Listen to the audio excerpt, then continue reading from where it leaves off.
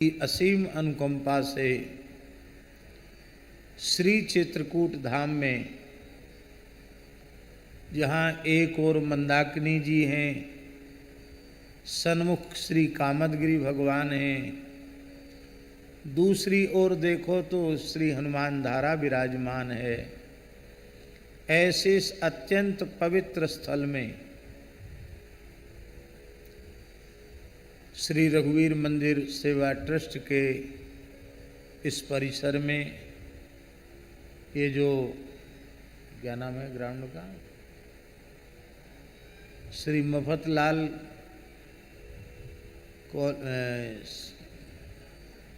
है, श्री अरविंद भाई मफतलाल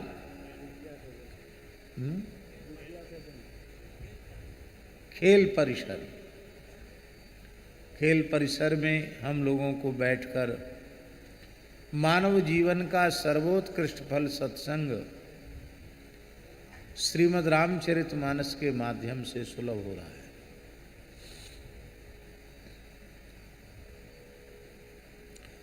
आदि काव्य में महर्षि वाल्मीकि ने तो एक ही बात कही, चित्रकूट में आकर कुछ करने की आवश्यकता नहीं, करे तो बहुत अच्छा है। यहाँ आकर केवल इतना करे, चित्रकूटस्य श्रृंगाणी नरो यावान्यवेक्षते, चित्रकूट में चारों ओर नजर दौड़ाओ और जहाँ कहीं पर्वत शिखर दिखाई पड़े, लता पता वृक्ष दिखाई पड़े, उनको बड़े प्रेम पूर्वक निहारो, देखो।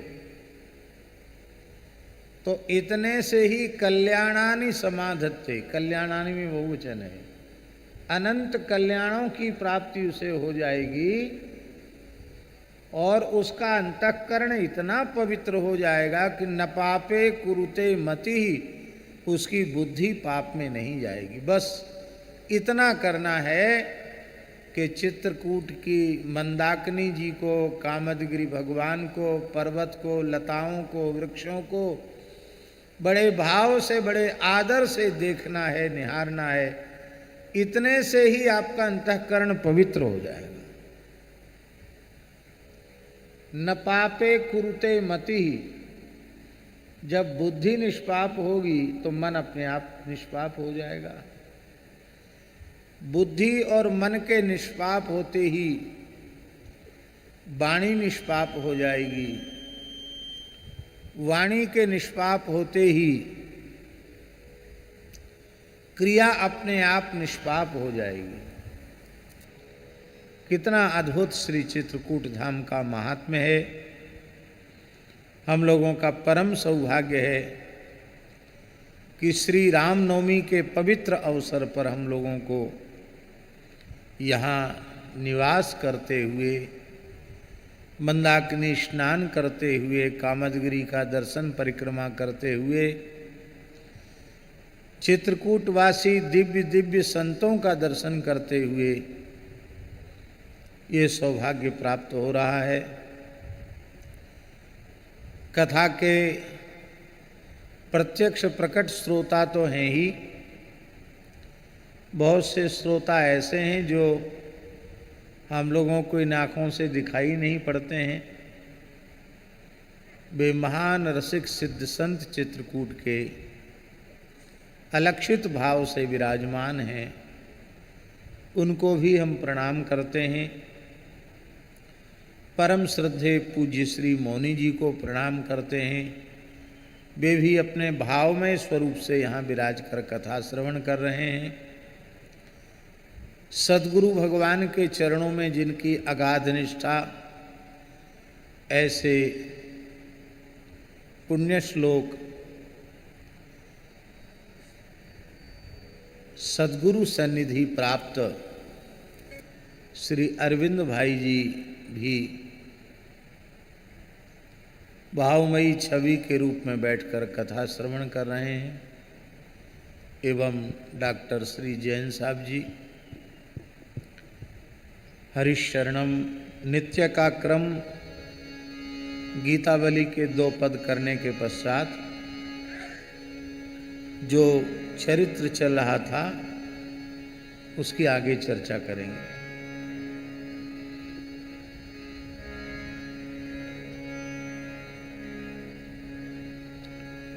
पद संख्या 31, गीतावली अयोध्या कांड, पद संख्या 31। रीति चली बे की चाहे, प्रीति पहचान के। रीति चली बे की चाहे, प्रीति पहचान के। रीति चली बे की चाहे, प्रीति पहचान के। श्री सीताराम लक्ष्मण जी चित्रकूट की ओर जा रहे हैं, यही प्रसंग चल रहा है। रीति चली वे की चाह, प्रीति पहचान के। रीति चली वे की चाहे, प्रीति पहचान के। आपनी आपनी कहे, प्रेम परवश अहें। आपने आपने कहे, प्रेम परवश अहें। मंजू मृदु बचन, स्नेह सुधा सान के। मंजू मृदु बचन, स्नेह सुधा सान के। रीति चली वे की चाहे, प्रीति पहचान के। रीति चली वे की चाहे, प्रीति पहचान के।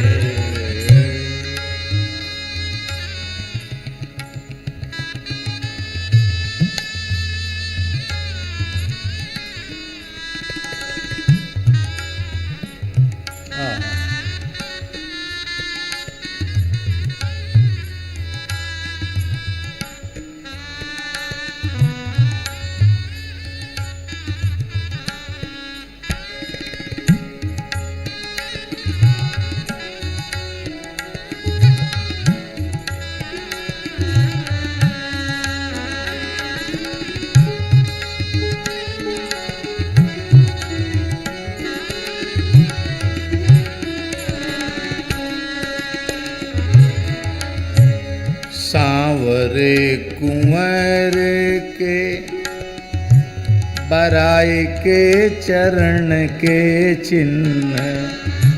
सांवरे कुंवर के, बराई के चरण के चिन्ह। बधु पग धरती, कहा धोजिए जान गए। बधु पग धरती, कहा धोजिए जान गए। श्री रघुनाथ जी के चरण चिन्ह को ये धरती माता अपने में धारण करती, उभर कर चरण चिन्ह ऊपर आ जाते हैं। उन चरण चिन्हों का दर्शन करते हुए श्री किशोरी जी चल रही हैं, बचा करके अपने चरण पधराती हैं, कहीं चरण पर चरण न पड़ जाए। जुगल कमल पद, अंक जोगवत जात। जुगल कमल पद, जोगवत जात। गोरे गात कुंवर, महिमा महाजमान के। गोरे गात कुंवर, महिमा मामा जान के, रीति चली वे की चाहे प्रीति पहचान के, रीति चली वे की चाहे प्रीति पहचान के।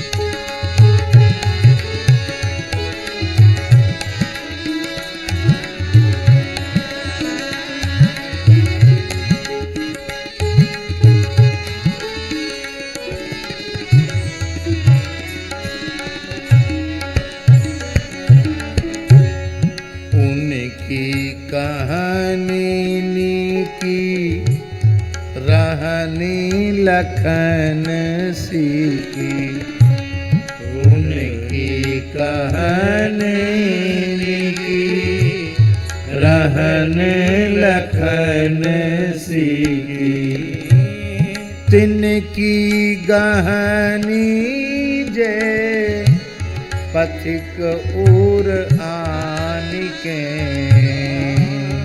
तिनकी गहनी पथिक उर आन के,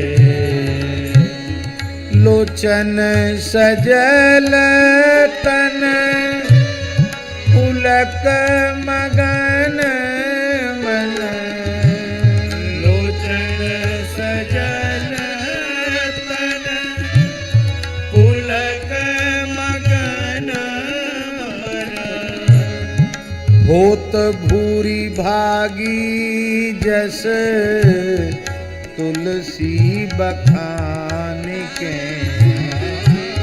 होत भूरी भागी जस तुलसी बखान के, रीति चली वे की चाहे प्रीति पहचान के, रीति चलवे की चाहे प्रीति पहचान के।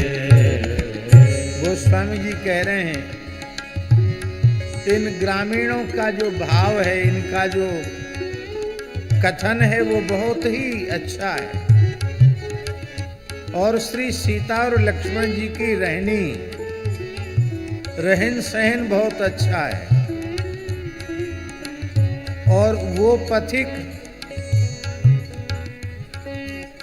उन पथिकों को हृदय में धारण करके सजल नयन पुलकित शरीर और मन में जो आनंदित हो करके प्रेम आनंद में विभोर हो जाते हैं, उनका ग्रहण करना अच्छा है।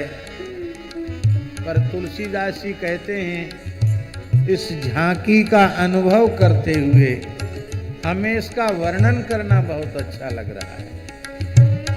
प्रीति चली वे की चाहे प्रीति पहचान के, प्रीति चली वे की चाहे प्रीति पहचान के, प्रीति चली वे की चाहे प्रीति पहचान के, रीति चली वे की चाहे प्रीति पहचान के।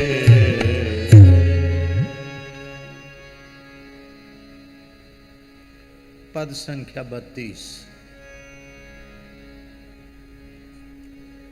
जेहि जेहि मग सिय राम लखन गए, जय जय मग सिया राम लखन गए।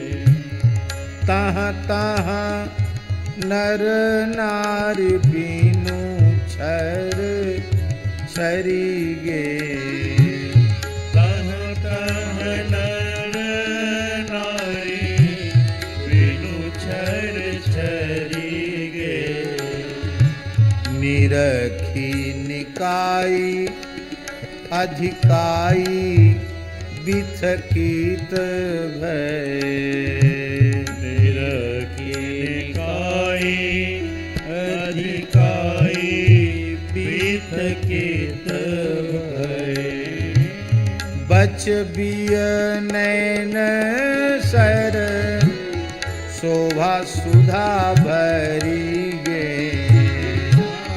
बच बिय नैन सर शोभा सुधा भरी गे। जेहि जेहि मग सिया राम लखन गए। जय जय मग सिया राम लखन गए। जोते बिनु बय बिनु निफन निराए बिनु। जोत बिनु बोए बिनु निफन निराए बिनु। सुकृत सुखेत सुख साली फूल फरी गे। सुकृत सुखेत सुख साली फूली भरी गे। मुनि ही मनोरथ को अगम अलभ्य लाभ। सुगम सुराम लघु लोगनी को करी गे। सुगम सुराम लघु लोगनी को करी गे। जेहि जेहि मग सिया राम लखन गए। जय जय मग सिया राम लखन गए। लालची कौड़ी के कूर पारस परे हैं पाले। जानत न को है कहा कि विसो बिसरी गे। बुद्धि ना विचार ना विगार न सुधार सुधी। देह गेह नेह नाते मन से निकरी गे। देह गेह नेह नाते मन से निकरी गे। देह गेह नेह नाते मन से निसरी गे। देह गेह नेह नाते मन से निसरी गे। जेहि जेहि मग सिया राम लखन गए। जय जय मग सिया राम लखन गए। बरसी सुमन सुर हरसी हरसी कहें। बरसी सुमन सुर हरसी हरसी कहें। बरसी सुमन सुर बरसी हरसी कहें, बरसी सुमन सुर, हरसी हरसी कहे।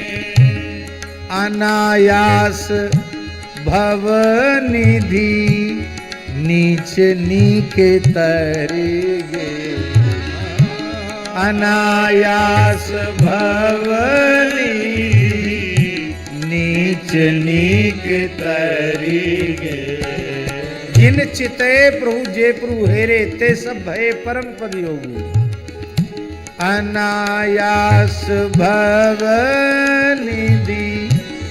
नीच नीक तरीगे, अनायास भवनिधि नीच नीक तरीगे। सो स्नेह समर सुमिर तुलसी हूँ कैसे, सो स्नेह समहु सुमिर तुलसी हूँ कैसे। भली भांति भले पैंत भले पास पर गे, भली भांति भले भले पास परिगे। तुलसीदास जैसों को भी अच्छे दाव से अच्छे पांसे पड़ गए, भी सफल हो गए। ये लीला केवल वर्णन नहीं कर रहे हैं गोस्वामी जी, उसका अंग बनकर उसका अनुभव कर रहे हैं। भली भांति भले पैत भले पास परिगे, भली भांति भले पैत भले पास परिगे। जेहि जेहि मग सिया राम लखन गए, जेहि जेहि मग सिया राम लखन गए। सीताराम सीताराम सीताराम सीताराम सीताराम सीताराम सीताराम सीताराम सीताराम सीताराम सीताराम।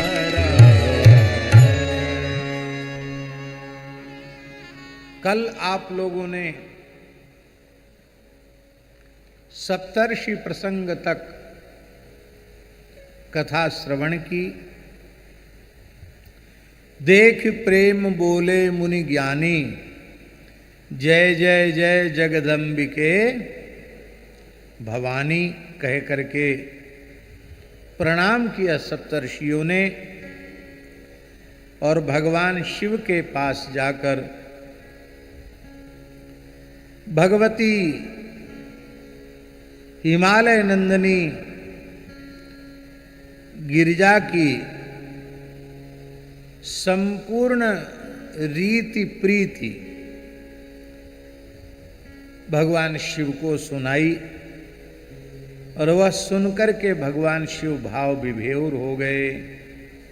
बहुरी सप्त ऋषि शिव पहीं जाई, कथा उमा के सकल सुनाई। भय मगन शिव सुनत स्नेहा, हरसि सप्त ऋषि गवने गया। सप्तर्षि प्रसन्न होकर के अपने अपने आश्रम को चले गए।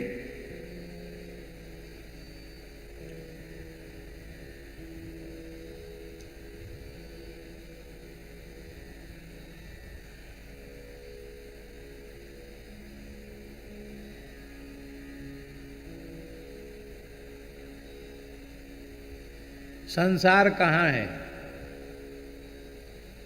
बाहर है कि भीतर? तो उत्तर होगा कि संसार बाहर है, लेकिन यह उत्तर झूठा है। वस्तुतः बाहर संसार नहीं है, भीतर संसार प्रविष्ट है, इसलिए बाहर संसार दिखाई पड़ता है। भीतर यदि रघुनाथ जी प्रतिष्ठित हो जाएं, तो फिर जित देखो तित श्याममयी है, फिर सी राममय सब जग जानी, करहु प्रणाम जोर जुग पानी। इसका आशय ये है कि अपने मन में संसार को प्रतिष्ठित नहीं करना है, अपने मन में जगत को प्रतिष्ठित नहीं करना है, अपने मन में जगन्नाथ को प्रतिष्ठित करना है।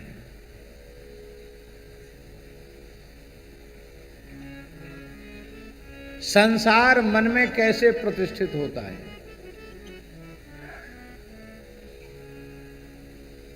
विषयी पुरुषों के कुसंग से,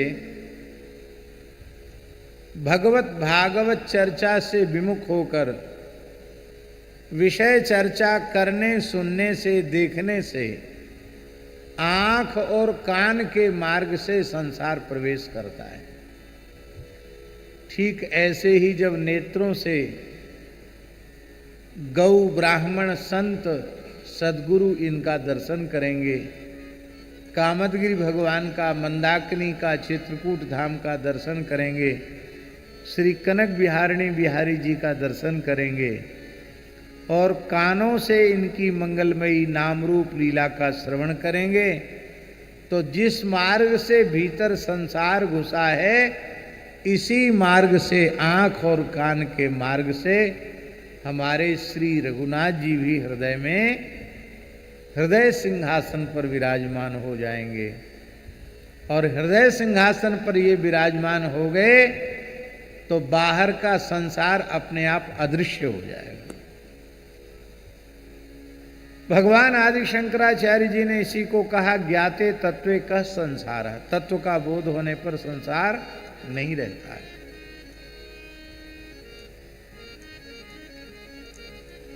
ध्यान से मन में स्थिरता आती है। इसलिए गोस्वामी जी के शब्दों में, मनु थिर करी तब शंभु सुजाना, मनु थिर करी तब शंभु सुजाना, लगे करन रघुनायक ध्याना, लगे करन रघुनायक ध्याना, लगे करन रघुनायक ध्याना, लगे करन रघुनायक ध्याना। ध्यान जब अपनी सिद्धावस्था में पहुंचता है, तो उस ध्यान की सिद्धावस्था को ही समाधि कहते हैं। इसलिए योग के जो अष्टांग हैं, उनमें यम, नियम, आसन, प्राणायाम, प्रत्याहार, धारणा, ध्यान, और ध्यान जब पराकाष्ठा पर पहुंचता है, तो ध्यान की पराकाष्ठा को ही समाधि कहते हैं। भगवान शंकर समाधिस्थ हो गए। भगवान श्री राम के स्वरूप का चिंतन करते करते भगवान शिव की समाधि लग गई, और उसी समय एक तारकासुर नाम का एक भयंकर असुर उत्पन्न हुआ। उसने अत्यंत कठोर तप करके श्री ब्रह्मा जी से वरदान प्राप्त कर लिया। वो दुष्ट चाहता था कि मैं मरूं ही नहीं। ब्रह्मा जी ने कहा ये तो संभव नहीं है, मेरी भी अपनी आयु के प्रमाण से 100 वर्ष की आयु है, और जब मेरी 100 वर्ष की आयु पूर्ण हो जाती है तो न ये ब्रह्मलोक रहता न मैं रहता, मैं अपने लोक के सहित भगवान में विलीन हो जाता हूँ। जब मेरी भी आयु निश्चित है, मैं अजर अमर नहीं हूँ, तो मैं अपनी सृष्टि को अजरत्व अमरत्व कैसे दे सकता हूँ? ये मेरे पावर की बात नहीं है, मेरे अधिकार क्षेत्र से बाहर है।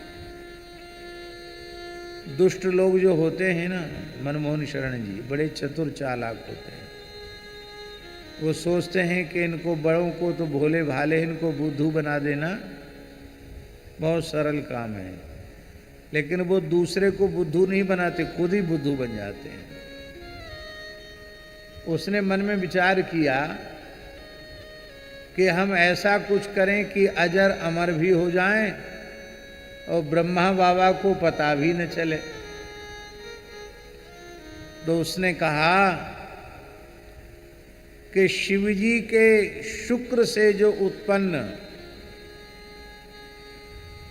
उनकी प्रथम संतान है,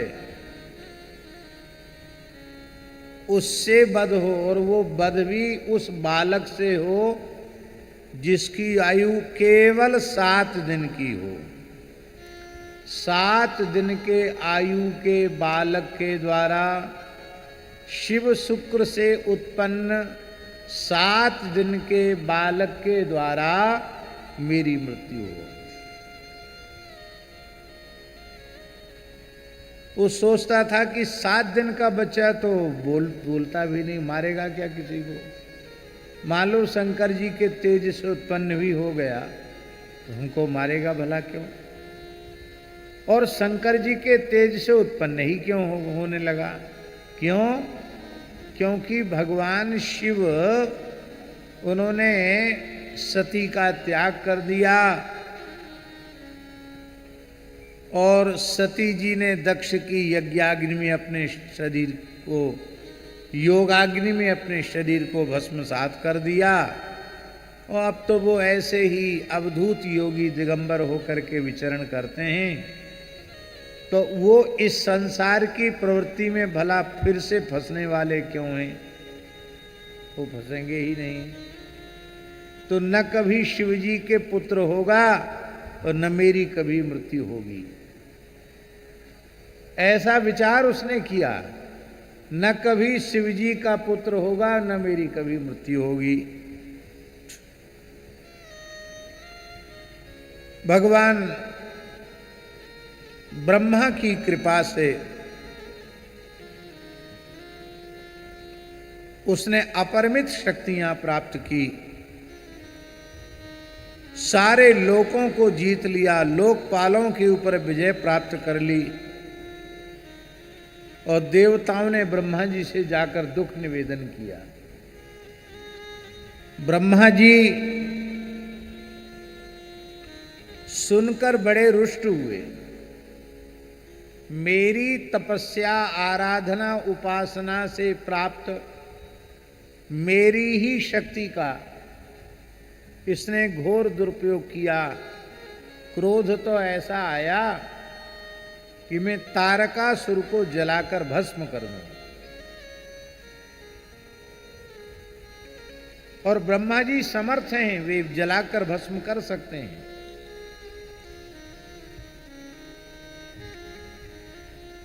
बहुत ध्यान देकर सुनने की बात है। ये पंक्ति शिव पुराण की है।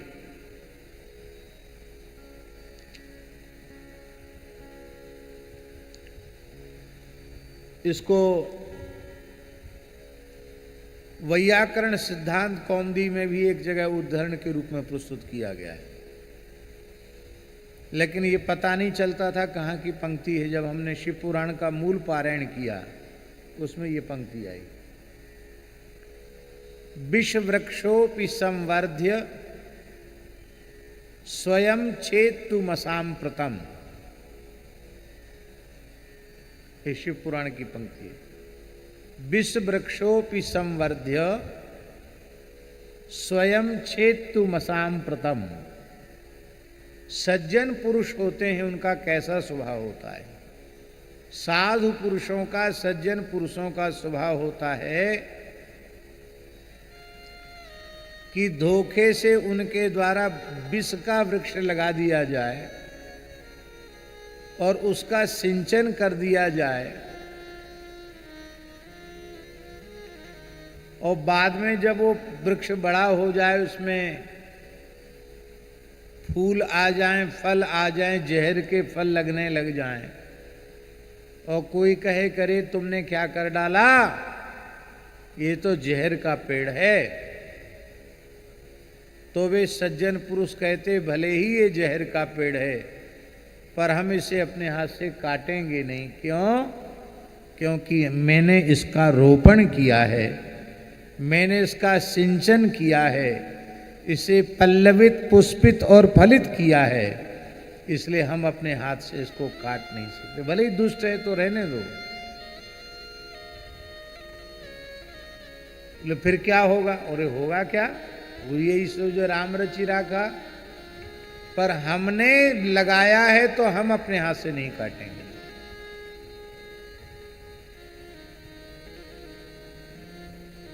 विश्ववृक्षोपि संवर्ध्य स्वयं छेत्तु मसाम्प्रतम।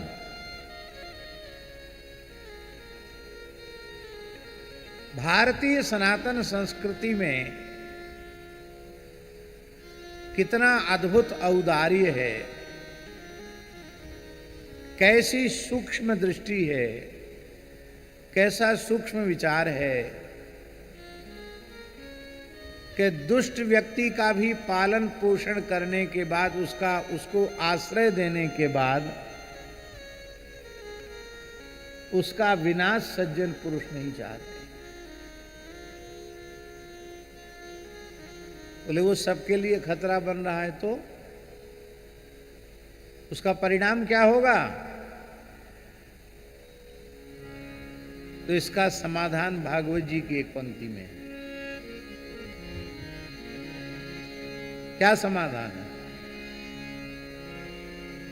हिंस्रः स्वपापे न विहिंसितः खलः।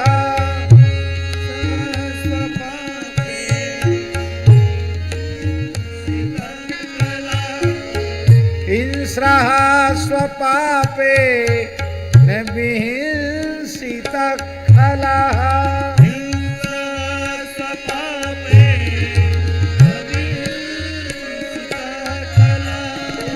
साधु समत्वे भयात् विमुच्यते।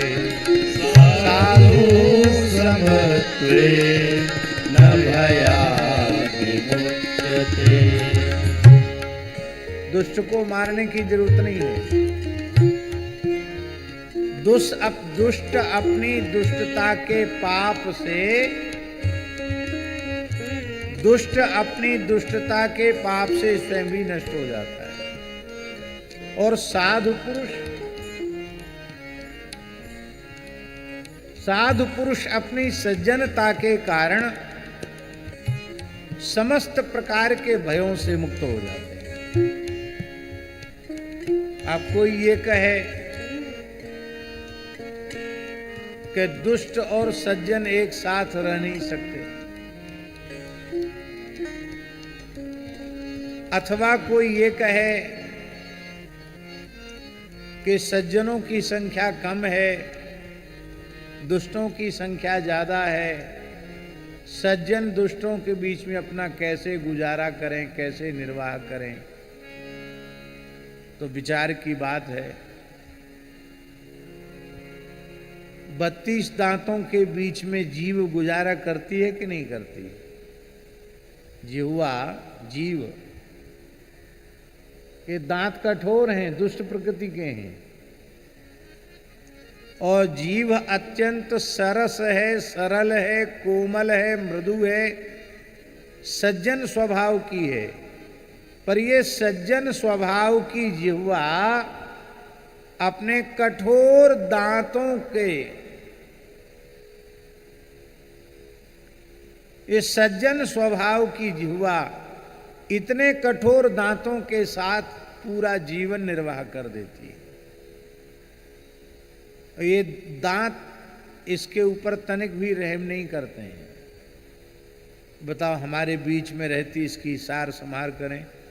धोखे से जीव दांत के पास आ जाए तुरंत उसको घायल कर देते हैं दांत, और उसी दांत में कोई तिनका लग जाए अथवा मसूड़े में दर्द हो जाए, ये जीभ बार बार वहीं जाती है जहाँ दर्द है, जहाँ तिनका फंसा है, और बार बार पूछते कहो भैया कैसे हो, ठीक हो, कुशल से तो हो ना। ज्यादा दर्द बढ़ जाता है तो उस दांत को के दर्द को दूर करने का उपाय भी जीव ही करती है। वही डॉक्टर के पास जाकर बोलती है कि इसमें साहब बहुत ज़्यादा दर्द है, कोई इंजेक्शन लगाइए, कोई दवाई कीजिए, इसको ठीक कीजिए।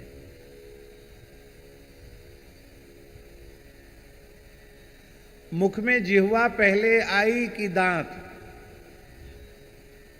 बोलो कौन आया पहले? पहली जिह्वा आई।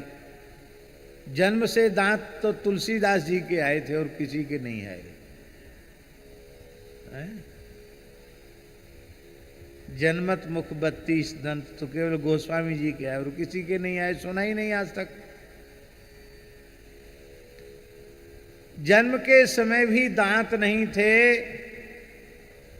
और पूर्ण आयु प्राप्त करके जो मरते हैं वृद्धावस्था में, उनके भी मरते समय मुख में एक दांत नहीं रहता, न जन्म के समय न मृत्यु के समय। बीच में भी एक बार आते हैं फिर टूटकर दोबारा उगते हैं।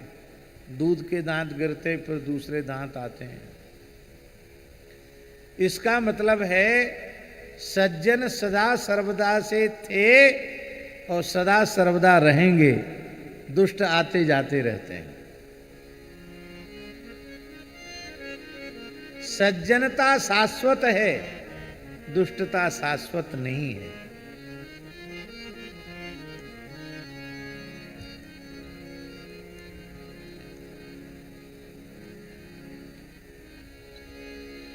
दांत कहते हम जिह्वा के साथ नहीं रह सकते, इसलिए वे नष्ट हो जाते हैं, और जीव कहते हम किसी के भी साथ रह सकते हैं, इसलिए वो रही चली आती है। दांतों की संख्या 32 है और जीव विचारी अकेली है। संख्या बल है ही नहीं जीव के पास, लेकिन संख्या बल कम होने का अर्थ ये नहीं कि जीव बहुत कमजोर है। वो इतनी ताकतवर है कि चाहे तो एक ही बार में 3200 दांत बाहर निकलवा सकती है। जब दांत ज्यादा परेशान करते हैं तो डॉक्टर साहब दाढ़ निकाल दो, दांत निकाल दो, ये कौन कहता है? जिह्वा ही तो कहती है। अथवा किसी बहुत मजबूत आदमी को गाली दे दो, अपमान कर दो, इतने घूंसे मुंह में जमाएगा कि सारी 32 ही बिना ऑपरेशन के बाहर हो जाएगी बाहर।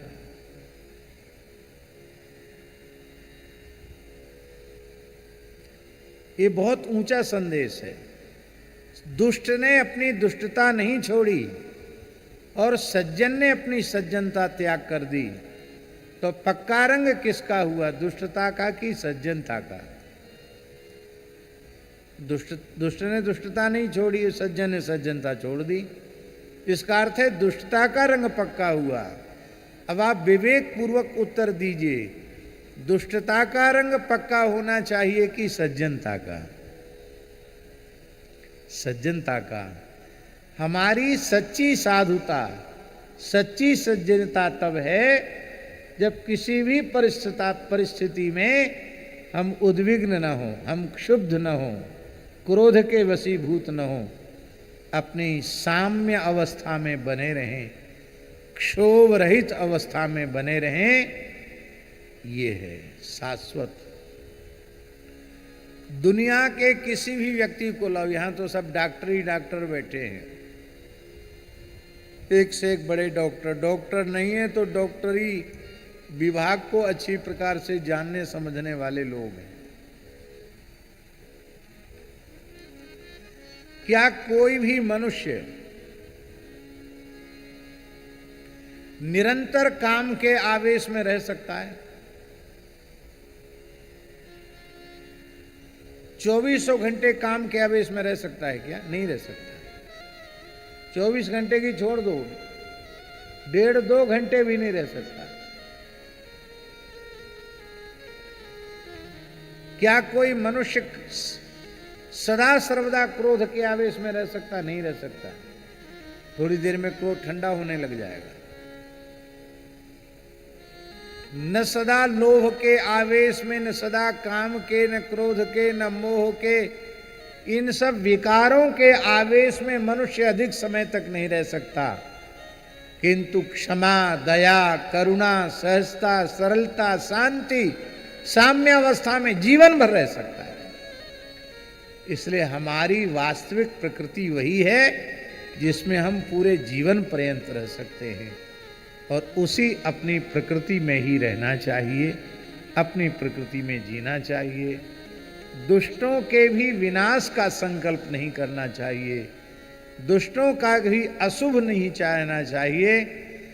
दुष्ट अपनी दुष्टता से स्वयं ही समाप्त हो जाते हैं, और सज्जन पुरुष साधु समत्वेन भयाद विमुच्यते।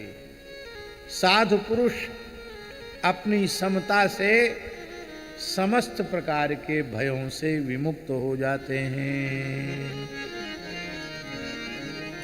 तो ब्रह्मा जी ने कहा, ये शिव पुराण की बात बता रहा हूं मैं, ब्रह्मा जी ने कहा कि मैं तारकासुर को नष्ट कर सकता हूं, लेकिन हे देवताओं, इससे सज्जनता पर कलंक लग जाएगा। सज्जन पुरुष विष वृक्ष का रोपण करके उसको सींच करके बड़ा करने के बाद अपने हाथ से उसको काटते नहीं हैं, इसलिए हम नियति पर छोड़ देते हैं। तुम लोग सहन करो, कोई बात नहीं, हम उपाय जरूर बताते हैं। क्या? सब सन कहा बुझाय विधि, धनुज निधन तब होए, शंभु शुक्र संभूत सुत, यही जीतय रण सोए। भगवान शिव के शुक्र से उत्पन्न पुत्र ही इसका वध कर सकता है। यद्यपि भगवान शंकर की पत्नी सती ने हिमालय नंदिनी के रूप में जन्म ग्रहण कर लिया है और भगवान शिव की प्राप्ति के लिए कठोर तपस्या की है, किंतु भगवान शिव शरीर संसार से अपने मन का सर्वतः उपराम करके समाधि लगाकर बैठ गए हैं। और भोले बाबा की समाधि कब खुलेगी इसका कोई ठिकाना नहीं। कल आप लोगों ने सुना ना, बीते संबत 87 तजी समाधि शंभु अविनाशी।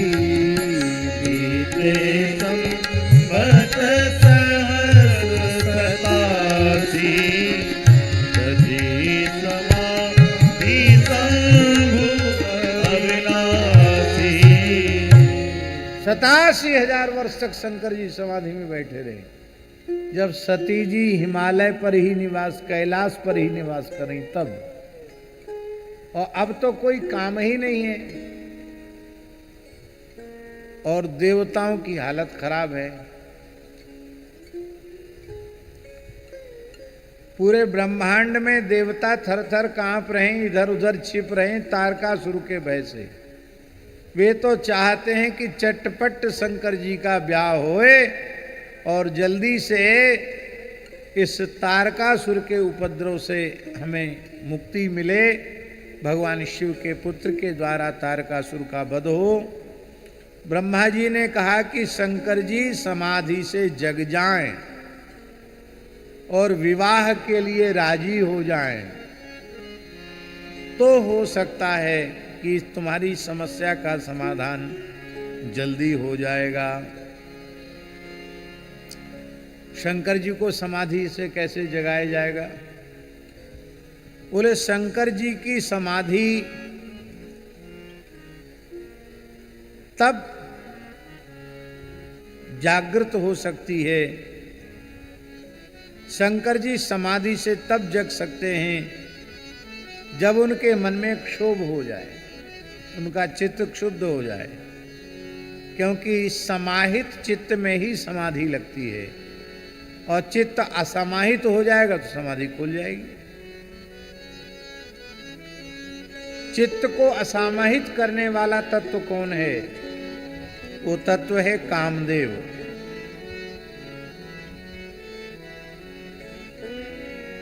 कामदेव चित्त को शुद्ध कर देता है।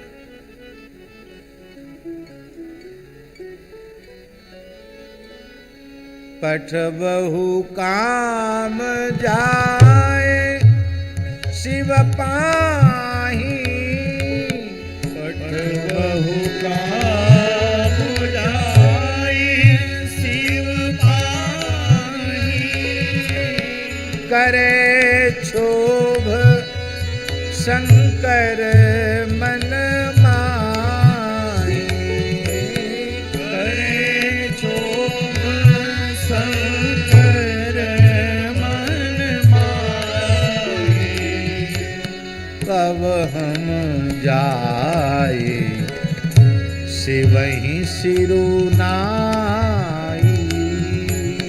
कब हम जाए शिवहि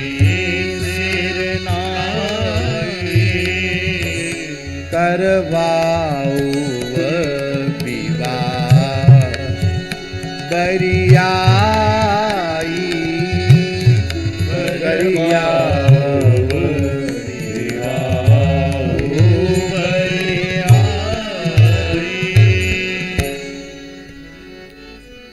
कामदेव जाकर के अपने बाणों का प्रयोग करे, शंकर जी समाधि से जागृत हुए, और जैसे शंकर जी समाधि से जगेंगे, हम सब देवता हाथ पैर जोड़ करके उनको प्रार्थना करके बरियाई, बरियाई माने हठात हठ पूर्वक प्रेमाग्रह पूर्वक उनका विवाह करा देंगे, और फिर समस्या का समाधान हो जाएगा। कामदेव ने कहा महाराज हमको भेज तो रहे हो, लेकिन हमें ज्ञात है कि वे प्रलयंकर हैं,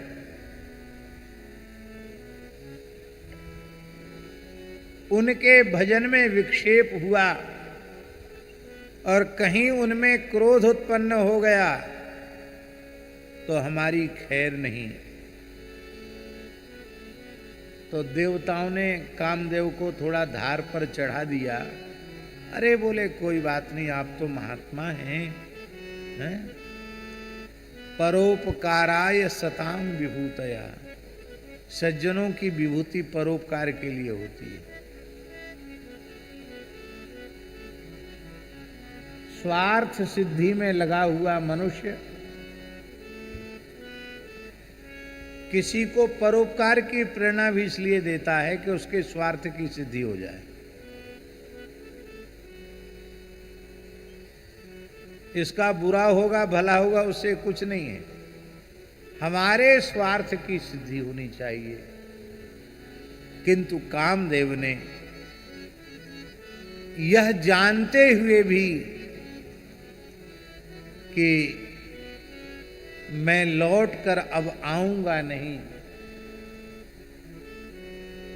भजन में विक्षेप होने पर उन्हें क्रोध अवश्य होगा और शिव के क्रोध से बच पाना मेरे लिए संभव नहीं है, ये कामदेव अच्छी प्रकार से जानते हैं। लेकिन फिर भी बड़े लोगों की आज्ञा का पालन किया कामदेव ने।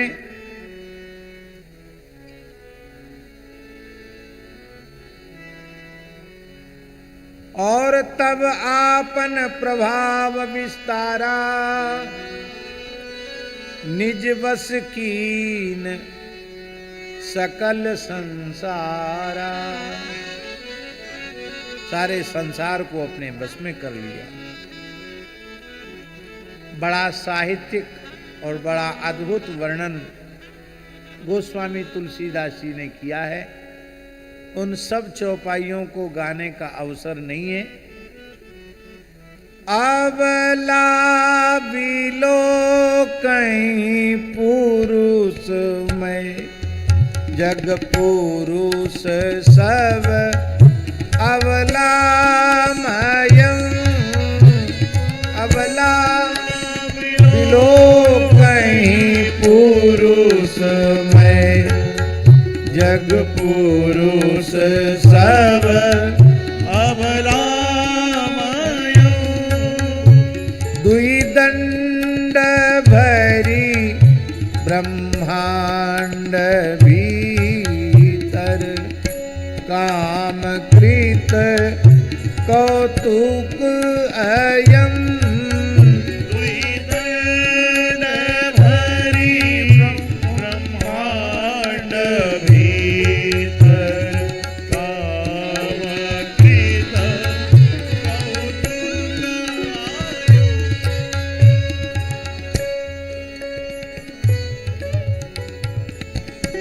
ऐसी विचित्र स्थिति संसार की होगी केवल 2 दंड में।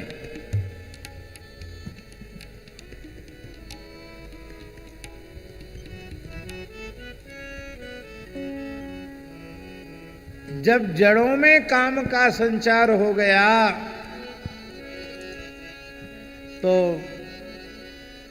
चेतनों की बात तो गोस्वामी जी ने कहा, इनकी कथा न कहूं बखानी, सदा काम के चेरे जाने। ये तो काम के चेरे हैं, इनकी बात मैं क्या कहूं।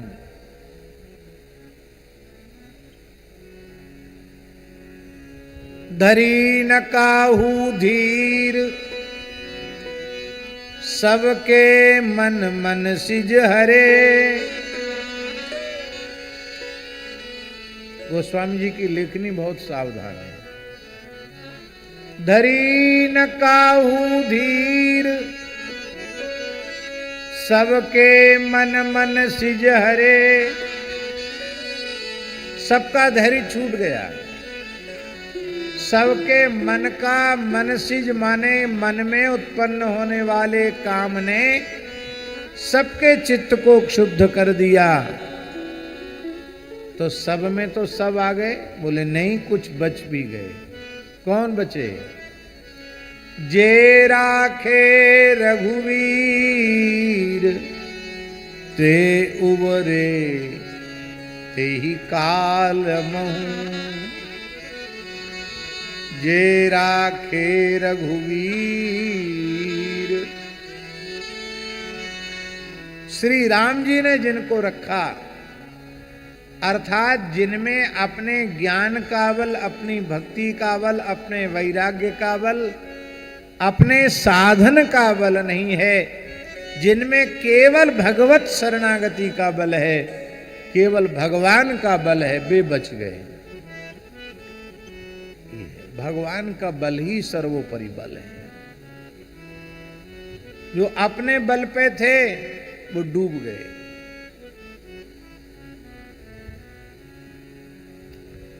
नाम का बल, रूप का बल, लीला का बल, धाम का बल, संत सद्गुरु का बल।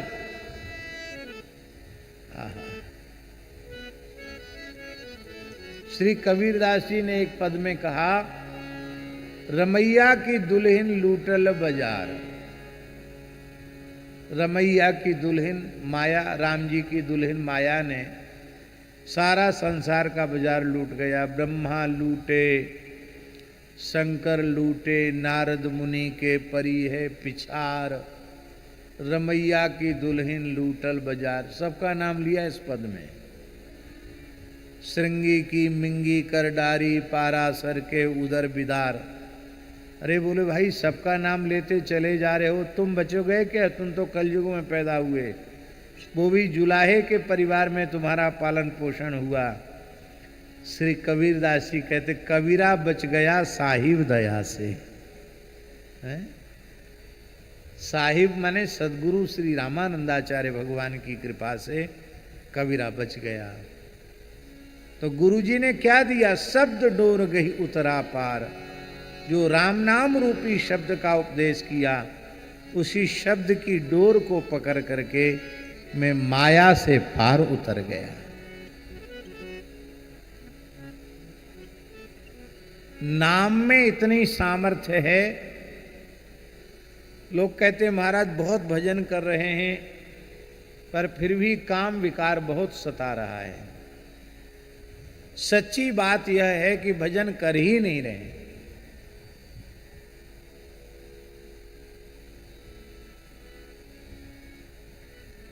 मन, मंत्र और ये तुलसी का मन का, ये तीन माँ है। मन, मंत्र और मन का। इन तीनों मकारों को एक करके जपिए, फिर देखिए।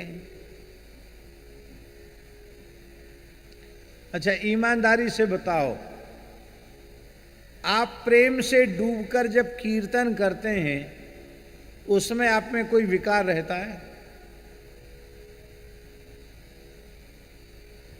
ये नमूना है।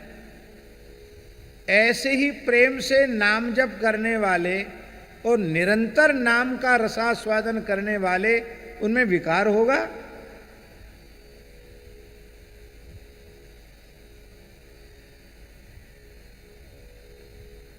चौबीस घंटे में 1 घंटे भी ईमानदारी से साधन नहीं करते हैं।